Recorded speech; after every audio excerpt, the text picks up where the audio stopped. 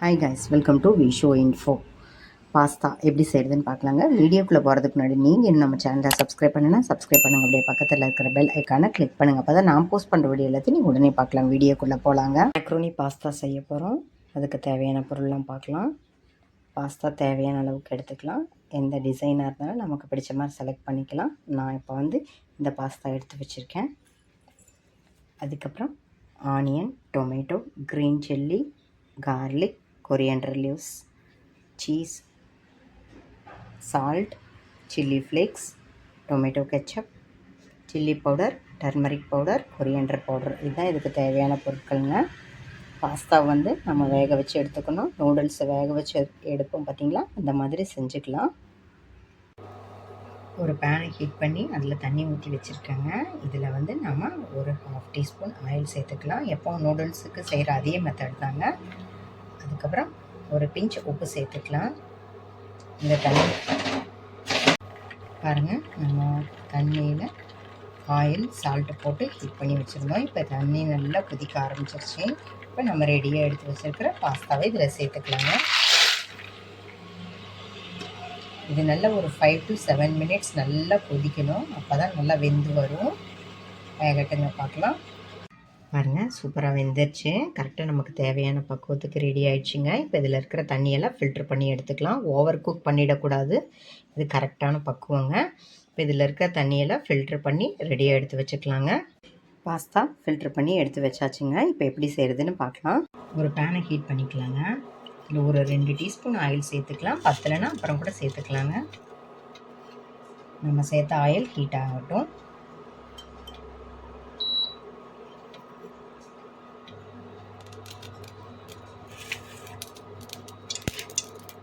Heat ஆகிடுச்சு. இப்போ நம்ம கட் பண்ணி வச்சுருக்கிற கார்லிக் சேர்த்துக்கலாங்க. நம்மளோட டேஸ்ட்டுக்கு தகுந்த மாதிரி கூட்டி குறைச்சி சேர்த்துக்கலாங்க.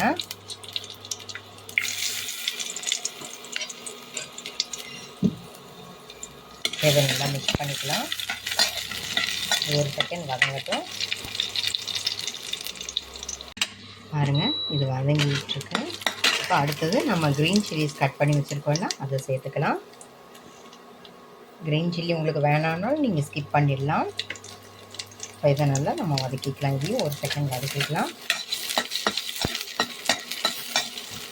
அடுத்ததாக நம்ம கட் பண்ணி வச்சுருக்கிற ஆனியன் இருக்குல்ல, அதை சேர்த்துக்கலாங்க. உங்களுக்கு பட்டரோட ஃப்ளேவர் ரொம்ப பிடிக்கும் அப்படின்னா நீங்கள் பட்டர் பாதி ஆயில் பாதி கூட மிக்ஸ் பண்ணி வதக்கிக்கலாம். அது இன்னும் நல்லாவே இருக்கும், இன்னும் எக்ஸ்ட்ரா டேஸ்ட்டாக இருக்கும்.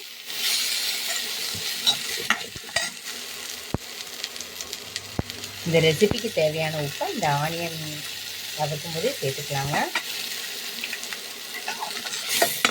நல்லா வதக்கிக்கலாங்க. ஆனியன் இந்தளவுக்கு வதங்கினதுக்கப்புறம் நம்ம கட் பண்ணி வச்சுருக்கிற டொமேட்டோவை சேர்த்து நல்லா வதக்கிக்கலாங்க.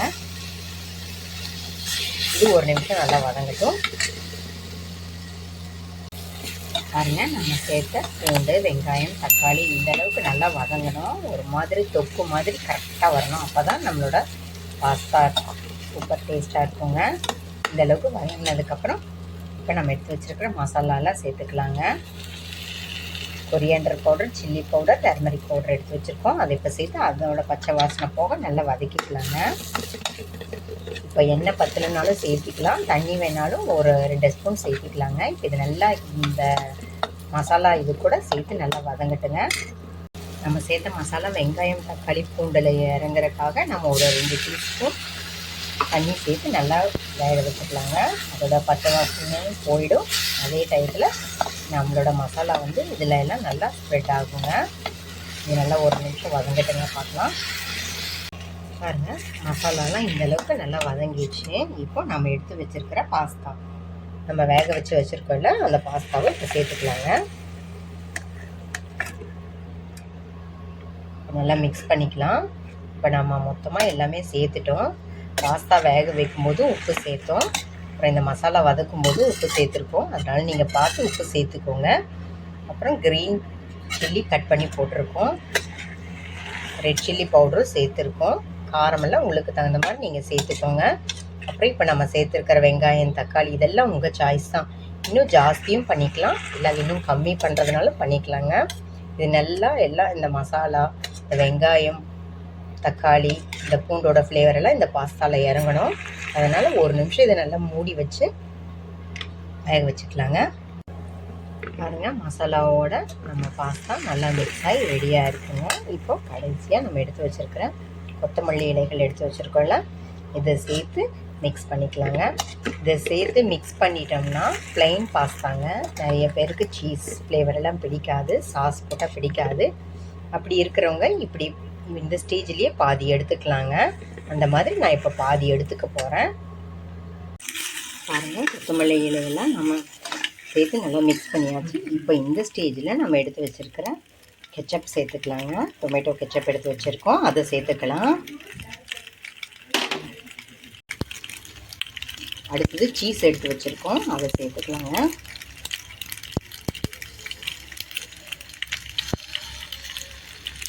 நான் என்கிட்ட சீஸ் ஸ்ப்ரெட் இருக்குது, அதுதான் நான் சேர்த்துக்கிறேன். நீங்கள் நம்ம துருவி போடுவோம்ல, அந்த சீஸ் இருந்தால் கூட எடுத்துக்கலாம்.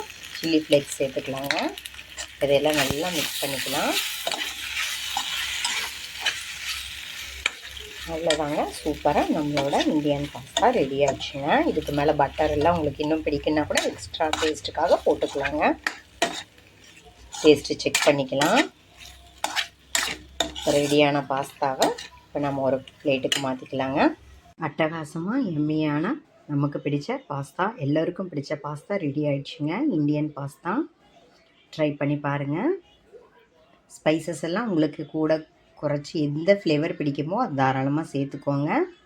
நான் எனக்கு பிடிச்ச ஸ்டைலில் நான் உங்களுக்கு செஞ்சு காமிச்சிருக்கேன். ட்ரை பண்ணி பாருங்கள். என்னங்க இந்த ரெசிபி உங்களுக்கு பிடிச்சிருந்தா லைக் பண்ணுங்கள், ஷேர் பண்ணுங்கள், கமெண்ட் பண்ணுங்கள். ஞாபகமாக சப்ஸ்கிரைப் பண்ணுங்கள். ஓகே, பாய்.